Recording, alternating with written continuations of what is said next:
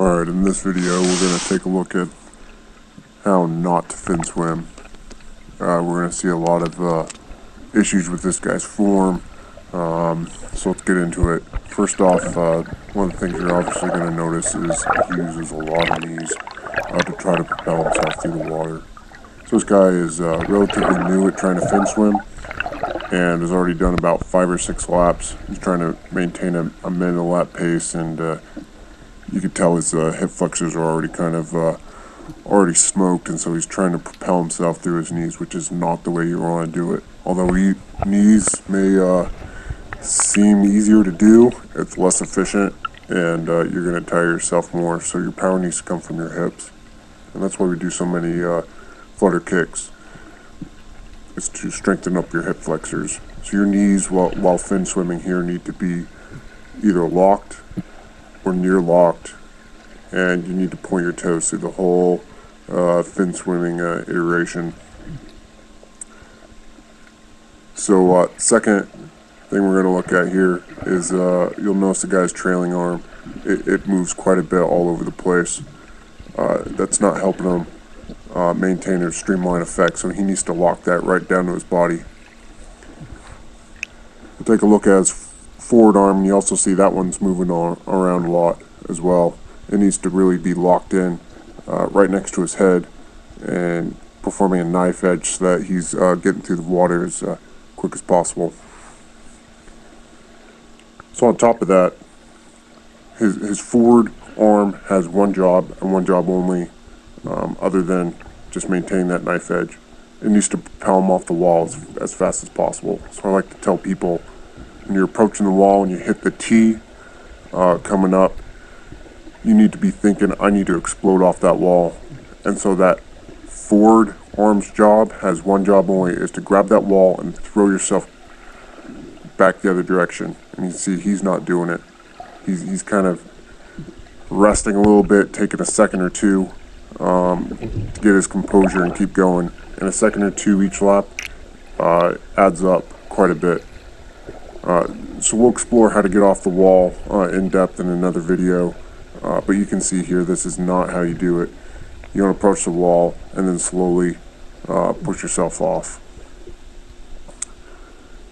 So the other thing that you'll see this guy doing, he's moving around his lane quite a bit, and there's two problems with this. One, you're increasing the distance that you're traveling.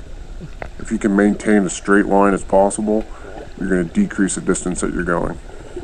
Second of all, when the pool starts to get crowded, you're going to have a lot of people swimming right next to you, and you need to maintain your spot in the pool. And the way that you do this is by looking down at the lane line that's on the bottom of the pool. Typically, whatever course you're going to be going to, in dock, dive school, or wherever your course may be, lane lines are probably not going to be in the pool. So you need to be looking down and taking reference points off the bottom of the pool, or else you're just going to be kicking fins with the guy next to you as you're going all over the place. So you can tell this guy's a few laps in, and he's really starting to hurt. And the truth of the matter is, fin swimming's going to hurt. There's no way around it. And everything from your feet, your ankles, all the way up your legs are going to be smoked. Fin swimming is not an enjoyable experience. And so the way you get past that is you just get used to it.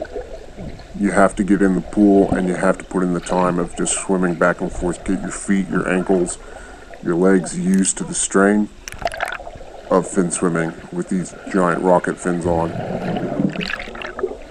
Once you start putting in the laps and start putting in 20, 30, 40, 50 minutes, you'll probably start getting cramps in your calves as well, and that's something you have to work through. You have to find a way to keep fin swimming while working out that cramp, and you'll know when you get a cramp when it comes in, because they're pretty excruciating. But you gotta learn not to stop, because two things are going to happen. One, you're going to slow down, and your fin time's going to slow down. And two, you're going to kind of ID yourself to the instructor as you pop up and you're stopped and not moving. So what type of times are you shooting for while doing this? If you're in a 25-meter pool, going down and back, it's 50 meters, you're aiming for 60 seconds per 50 meters. And that holds true even in the longer fin swim times, 30, 40, 50 minutes, 60 on up. Now, if you're in a yard pool and you're training for this, you convert it to 55 seconds a lap. So 50 yards, typically down and back in a 25-yard pool, 55 seconds is where you need to be. So if you're swimming like this guy, you're struggling, you haven't got the endurance down, you're using a lot of knees,